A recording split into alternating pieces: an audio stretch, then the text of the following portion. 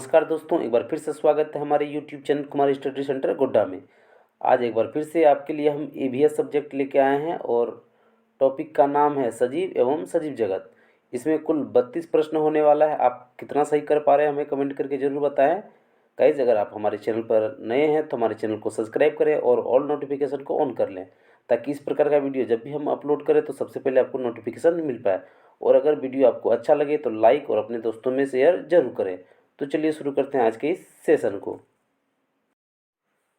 तो आज का पहला प्रश्न है, चमगादड़ स्तनधारी है क्योंकि वह ऑप्शन नंबर ए उड़ता है, ऑप्शन बी रात्रिचर है, ऑप्शन सी शाकाहारी है और ऑप्शन डी बच्चे देते हैं। तो इसका आंसर हो जाएगा ऑप्शन नंबर डी, बच्चे देते हैं।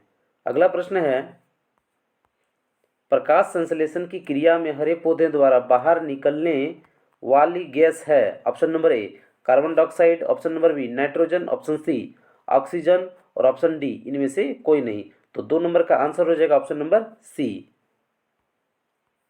ऑक्सीजन।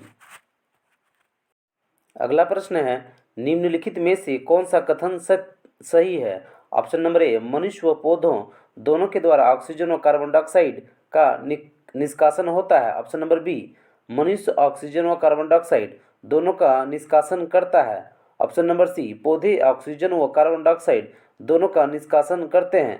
और ऑप्शन नंबर डी इनमें से कोई नहीं। तो 3 नंबर का आंसर हो जाएगा ऑप्शन नंबर सी, पौधे ऑक्सीजन और कार्बन डाइऑक्साइड दोनों का निष्कासन करते हैं। अगले प्रश्न की ओर चलते हैं। अगला प्रश्न है, जब कोई सपेरा अपने वाद्य यंत्र बीन को बजाता है तो सांप उसकी ध्वनि पर अपने सिर को इधर उधर घुमाता है। आपके विचार से सांप वाद्य यंत्र के प्रति अनुक्रिया कैसे कर रहे हैं। ऑप्शन नंबर ए उस वाद्य यंत्र द्वारा उत्पन्न कंपनों के प्रति अनुक्रिया करते हैं। ऑप्शन नंबर बी उस वाद्य यंत्र को सूंघकर। ऑप्शन नंबर सी उस वाद्य यंत्र की ध्वनि को सुनकर। और ऑप्शन नंबर डी उस वाद्य यंत्र की गति को देखकर। तो 4 नंबर का आंसर हो जाएगा ऑप्शन नंबर ए, उस वाद्य यंत्र द्वारा उत्पन्न कंपनों के प्रति अनुक्रिया करके। अगला प्रश्न है, यदि हम पक्षियों का अवलोकन करते हैं तो यह पाते हैं कि अधिकांश पक्षी अपने गर्दन अत्यधिक हिलाते हैं। इसका कारण यह है कि ऑप्शन नंबर ए इनके नेत्र 2 भिन्न भिन्न वस्तुओं को एक ही समय पर फोकस कर सकते हैं। ऑप्शन नंबर बी अधिकांश पक्षियों के नेत्र स्थिर होते हैं और घूम नहीं सकते। ऑप्शन नंबर सी इनके कान ढके होते हैं और वे उड़ सकते हैं। और ऑप्शन नंबर डी पक्षियों के 2 नेत्र यानी कि आंख होते हैं। तो 5 नंबर का आंसर हो जाएगा ऑप्शन नंबर बी, अधिकांश पक्षियों के नेत्र स्थिर होते हैं और घूम नहीं सकते हैं। अगला प्रश्न है, निम्नलिखित में से कौन सा काफी हद तक अपनी गर्दन को पीछे तक घुमा सकता है। ऑप्शन नंबर ए कौवा, ऑप्शन नंबर बी कोयल, ऑप्शन नंबर सी मैना और ऑप्शन नंबर डी उल्लू। तो 6 नंबर का आंसर हो जाएगा ऑप्शन नंबर डी, उल्लू। अगला प्रश्न है, निम्नलिखित में से सही कथन चुनिए। नंबर ए जिन जानवरों के बाहरी कान व शरीर पर बाल होते हैं वे बच्चे देते हैं। नंबर 2 जिन जानवरों के बाहरी कान व शरीर पर बाल नहीं होते वे अंडे देते हैं। नंबर 3 जिन जानवरों के बाहरी कान व शरीर पर बाल नहीं होते वे बच्चे देते हैं। नंबर 4 जिन जानवरों के बाहरी कान व शरीर पर बाल होते हैं वे अंडे देते हैं। ये कूट में आंसर देना है इसका। तो ऑप्शन नंबर ए है केवल 1 और 3, ऑप्शन नंबर बी है केवल 2 और 4, ऑप्शन नंबर सी केवल 2 और 3 और ऑप्शन नंबर डी केवल 1 और 2। तो इसका 7 नंबर का आंसर हो जाएगा ऑप्शन नंबर डी, केवल 1 और 2। अगले प्रश्न की ओर बढ़ते हैं। रात में जागने वाले जानवर हर चीज को ऑप्शन नंबर ए हरे रंग में देख सकते हैं, ऑप्शन नंबर बी केवल काला और सफेद ही देख सकते हैं, ऑप्शन नंबर सी केवल हरे रंग में देख सकते हैं और ऑप्शन नंबर डी केवल लाल रंग में देख सकते हैं। तो 8 नंबर का आंसर हो जाएगा ऑप्शन नंबर बी, केवल काले और सफेद ही देखते हैं। अगले प्रश्न की ओर चलते हैं। पक्षी अपनी गर्दन बहुत अधिक हिलाते हैं, इसका कारण है कि ऑप्शन नंबर ए पक्षी उड़ सकते हैं, ऑप्शन नंबर बी पक्षियों की आंखों की पुतली घूम नहीं सकती है, ऑप्शन नंबर सी पक्षियों की आंख छोटी होती है और ऑप्शन नंबर डी उनके कान पंखों से ढके होते हैं। तो 9 नंबर का आंसर हो जाएगा ऑप्शन नंबर बी, पक्षियों की आंख की पुतली घूम नहीं सकती। नेक्स्ट प्रश्न है, निम्नलिखित में से जीवन प्रक्रिया का कौन सा युग पेड़ पौधे और जीव जंतुओं दोनों में मिलता है। ऑप्शन नंबर ए वृद्धि और भोजन बनाना। ऑप्शन नंबर बी प्रजनन और भोजन बनाना। ऑप्शन नंबर सी प्रजनन और अंकुरन। और ऑप्शन नंबर डी वृद्धि और प्रजनन। तो 10 नंबर का आंसर हो जाएगा ऑप्शन नंबर डी वृद्धि और प्रजनन। यहाँ तक पहला टॉपिक कवर हुआ सजीव, और नेक्स्ट टॉपिक है सजीव जगत। और इसका पहला प्रश्न है प्रकाश संश्लेषण के दौरान हरे पौधे निम्न में से किसे सोख लेते हैं। Option number A carbon dioxide. Option number B helium. Option number C nitrogen. और ऑप्शन नंबर डी ऑक्सीजन। तो इसका आंसर हो जाएगा option number A carbon dioxide. अगला प्रश्न है दूध से दही बनने की प्रक्रिया को कहते हैं। ऑप्शन नंबर ए प्रकाश संश्लेषण। ऑप्शन नंबर बी आसवन। और ऑप्शन नंबर सी किण्वन। और ऑप्शन नंबर डी स्टेरिलाइजेशन। तो 2 नंबर का आंसर हो जाएगा ऑप्शन नंबर सी किण्वन। अगला प्रश्न है फूलों की घाटी अवस्थित है। ऑप्शन नंबर ए जम्मू कश्मीर में। Option number B Himachal Pradesh में। ऑप्शन नंबर सी सिक्किम में। और ऑप्शन नंबर डी उत्तराखंड में। तो 3 नंबर का आंसर हो जाएगा ऑप्शन नंबर डी उत्तराखंड में। अगला प्रश्न है निम्नलिखित में से कौन सा वृक्ष जैविक कीटनाशक का उत्पादक है। ऑप्शन नंबर ए नीम। ऑप्शन नंबर बी देवदार। ऑप्शन नंबर सी चीड़। और ऑप्शन नंबर डी ओक। तो 4 नंबर का आंसर हो जाएगा ऑप्शन नंबर ए नीम। अगला प्रश्न है दही निर्माण हेतु कौन सूक्ष्मजीवी उत्तरदायी है। ऑप्शन नंबर ए स्पर्सिलाइजस। Option number B streptococcus. Option number C retrovirus. और ऑप्शन नंबर डी लैक्टोबैसिलस। तो 5 नंबर का आंसर हो जाएगा ऑप्शन नंबर डी लैक्टोबैसिलस। अगला प्रश्न है निम्नलिखित में से कौन सा एक वृक्ष का उदाहरण है। ऑप्शन नंबर ए बरगद। ऑप्शन नंबर बी गुलाब। ऑप्शन नंबर सी मेहंदी। और ऑप्शन नंबर डी तुलसी। तो 6 नंबर का आंसर हो जाएगा ऑप्शन नंबर ए बरगद। अगला प्रश्न है पौधों में जल का अधिग्रहण किसके द्वारा होता है। Option number A xylem. Option number B phloem. Option number C cambium. और ऑप्शन नंबर डी पेलिसेड। तो 7 नंबर का आंसर हो जाएगा ऑप्शन नंबर ए जाइलम। अगला प्रश्न है लौंग और केसर पौधे के किस भाग से प्राप्त होते हैं। ऑप्शन नंबर ए जड़। ऑप्शन नंबर बी तना। ऑप्शन नंबर सी फूल। और ऑप्शन नंबर डी फल। तो 8 नंबर का आंसर हो जाएगा ऑप्शन नंबर सी फूल। अगला प्रश्न है प्रकृति में ऑक्सीजन का प्रमुख स्रोत है। ऑप्शन नंबर ए समुद्री जल। ऑप्शन नंबर बी वर्षा जल। ऑप्शन नंबर सी पर्यावरण। और ऑप्शन नंबर डी हरे पौधे। तो 9 नंबर का आंसर हो जाएगा ऑप्शन नंबर डी हरे पौधे। अगला प्रश्न है पशुओं की त्वचा पर विविध पैटर्न यानी कि डिजाइन। ऑप्शन नंबर ए उस जलवायु के कारण होते हैं जिनमें वे रहते हैं। ऑप्शन नंबर बी उनकी शारीरिक शक्ति को इंगित करते हैं। ऑप्शन नंबर सी परावर्तित प्रकाश के कारण होते हैं। और ऑप्शन नंबर डी इनकी त्वचा पर बालों के कारण होते हैं। तो 10 नंबर का आंसर हो जाएगा ऑप्शन नंबर डी उनकी त्वचा पर बालों के कारण होते हैं। अगला प्रश्न है घटपर्णी होते हैं। ऑप्शन नंबर ए का मुंह छोटी छोटी कंटियों से ढके होते हैं। ऑप्शन नंबर बी भारत में नहीं पाया जाता। ऑप्शन नंबर सी मेढकों कीड़ों मकोड़ों और चूहों की चालाकी से फंसकर खा जाता है। और ऑप्शन नंबर डी कीड़े मकोड़े को आकर्षित करने के लिए उच्च तारत्व की ध्वनि निकालता है। तो 11 नंबर का आंसर हो जाएगा ऑप्शन नंबर सी मेढकों कीड़ों और चूहों को चालाकी से फंसाकर खा जाता है। अगला प्रश्न है किसी पशु के विषय में नीचे दिए गए विवरण को पढ़िए और उस पशु को पहचानिए। यह भालू जैसा दिखता है परंतु भालू नहीं है। यह दिन के लगभग 17 घंटे वृक्षों की शाखाओं से उल्टे लटक कर सोता है।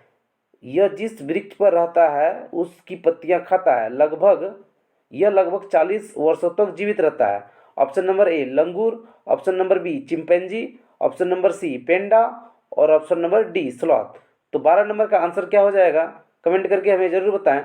ऑप्शन नंबर डी हो जाएगा इसका आंसर स्लॉथ। अगला प्रश्न है मानवों के पेट में आमाशय रस की प्रकृति होती है और वह भोजन के पाचन में सहायता करता है। ऑप्शन नंबर ए उभयधर्मी। ऑप्शन नंबर बी उदासीन। ऑप्शन नंबर सी अम्लीय। और ऑप्शन नंबर डी क्षारीय। तो 13 नंबर का आंसर हो जाएगा ऑप्शन नंबर सी अम्लीय। अगला प्रश्न है निम्नलिखित में से जड़ का कौन सा कार्य पौधे के लिए नहीं है? ऑप्शन नंबर ए जल तथा खनिजों का अवशोषण करना, ऑप्शन नंबर बी भोजन भंडारण संचित करना, ऑप्शन नंबर सी ह्यूमस उपलब्ध कराना और ऑप्शन नंबर डी पौधे को सहारा देना। तो 14 नंबर का आंसर हो जाएगा ऑप्शन नंबर सी ह्यूमस उपलब्ध कराना। अगला प्रश्न है निम्नलिखित में से कौन सी विशेषता बरगद के पेड़ की जड़ों की नहीं है? ऑप्शन नंबर ए जड़ें शाखाओं से नीचे लटकती है, ऑप्शन नंबर बी इनमें जमीन के भीतर जड़ें होती है, ऑप्शन नंबर सी जड़ें भोजन का भंडारण करती है और ऑप्शन नंबर डी जड़ें खंभों की तरह पेड़ को सहायता प्रदान करती है। तो 15 नंबर का आंसर हो जाएगा ऑप्शन नंबर सी जड़ें भोजन का भंडारण करती है।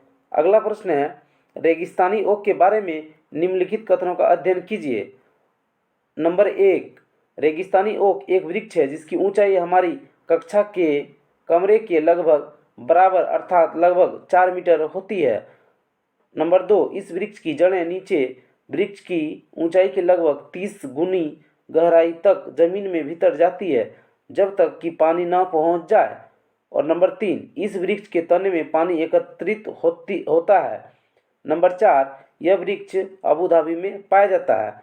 तो इनमें से सही कथन है ऑप्शन नंबर ए 1, 2 और 3, ऑप्शन नंबर बी 1, 2 और 4, ऑप्शन नंबर सी 1, 3 और 4 और ऑप्शन नंबर डी केवल 1 और 2। तो इसका आंसर हो जाएगा 16 नंबर का ऑप्शन नंबर ए 1, 2 और 3। अगला प्रश्न है खेजड़ी के वृक्ष के बारे में सही कथनों को चुनिए। नंबर 1 यह वृक्ष मुख्यतः रेगिस्तानी क्षेत्रों में पाया जाता है। नंबर 2 इससे अधिक जल की आवश्यकता नहीं होती है। नंबर 3 यह छायादार वृक्ष है जिसकी छाया में बच्चे खेलना पसंद करते हैं। और नंबर 4 यह अपने तनों में जल एकत्रित करता है और लोग पतले पाइप से इस जल को पीते हैं। ये कूट में आंसर दिया गया है ऑप्शन नंबर 1, 1, 3 और 4, ऑप्शन नंबर बी 1, 2 और 4, ऑप्शन नंबर सी 1, 2 और 3, ऑप्शन नंबर डी 2, 3 और 4। तो 17 नंबर का आंसर कौन सा हो जाएगा बताएं हमें। 17 नंबर का आंसर हो जाएगा ऑप्शन नंबर सी 1, 2 और 3, यानी कि यह वृक्ष मुख्यतः रेगिस्तानी क्षेत्रों में पाया जाता है, इसे अधिक जल की आवश्यकता नहीं होती है और यह छायादार वृक्ष है जिसकी छाया में बच्चे खेलना पसंद करते हैं। अगला प्रश्न है 18 नंबर निम्नलिखित में से सत्य कथन चुनिए। नंबर 1 हाथी गंदले पानी में खेलना पसंद करते हैं क्योंकि उसके शरीर इनके शरीर को ठंडक मिलती है। नंबर 2 अधिकांश हाथी दिन में लगभग 10 घंटे आराम करना और सोना पसंद करते हैं। नंबर 3 महीने के हाथी के बच्चे का वजन लगभग 200 किलोग्राम होता है। नंबर 4 अधिकांश बड़े हाथी एक दिन में लगभग 100 किलोग्राम पत्ते झाड़ियाँ खा लेते हैं। तो ये कूट में आंसर दिया गया है नंबर ए ऑप्शन नंबर ए केवल 2 और 4, ऑप्शन नंबर बी केवल 1 और 4 और ऑप्शन नंबर सी 1, 3 और 4, ऑप्शन नंबर डी केवल 1 और 2। तो 18 नंबर का आंसर हो जाएगा ऑप्शन नंबर सी 1, 3 और 4। अगला प्रश्न है पंखुड़ियों के अंदर फूल के बीच में कुछ पतली पाउडर जैसी रचनाएं दिखाई देती है जिन्हें कहते हैं। ऑप्शन नंबर ए परागकोश, ऑप्शन नंबर बी पराग, ऑप्शन नंबर सी मूलांकुर, ऑप्शन नंबर डी वर्तिकाग्र। तो 19 नंबर का आंसर हो जाएगा ऑप्शन नंबर बी पराग। अगला प्रश्न है सांपों के संदर्भ में सही कथन चुनिए। नंबर 1 हमारे देश में केवल 4 तरह के जहरीले सांप पाए जाते हैं। ऑप्शन नंबर 2 नंबर नाग यानी कि कोबरा जहरीले सांपों का एक प्रकार है। नंबर 3 जहरीले सांप के 4 खोखले दांत होते हैं। जब सांप किसी व्यक्ति को काटता है तो जहर इन खोखले दांतों से उनके शरीर में चला जाता है। नंबर 4 सांप के काटे की दवाई सांप के जहर से ही बनाई जाती है। ये भी कुट में आंसर दिया गया है। आंसर के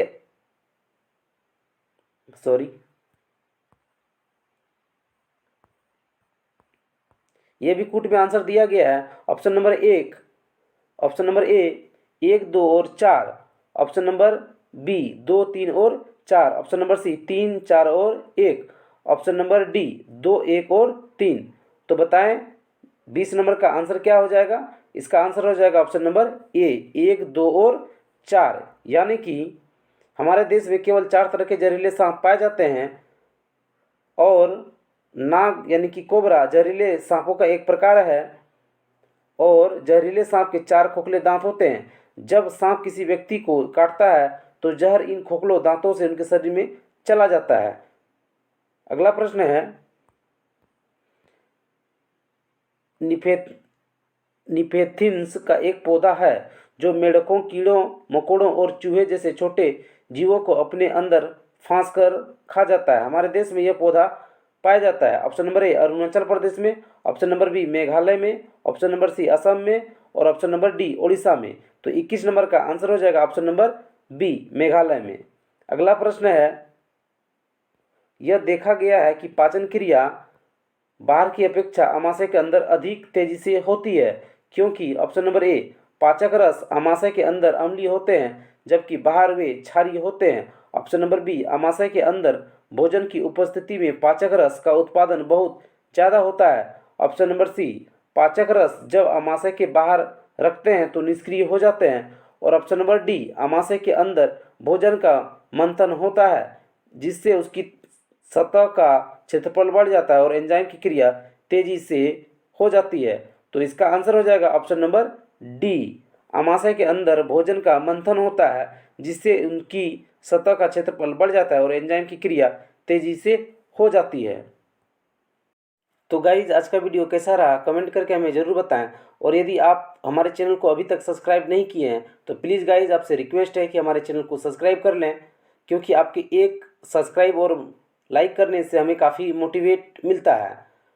वीडियो को शुरू से अंत तक देखने के लिए आपका बहुत बहुत धन्यवाद। जय हिंद।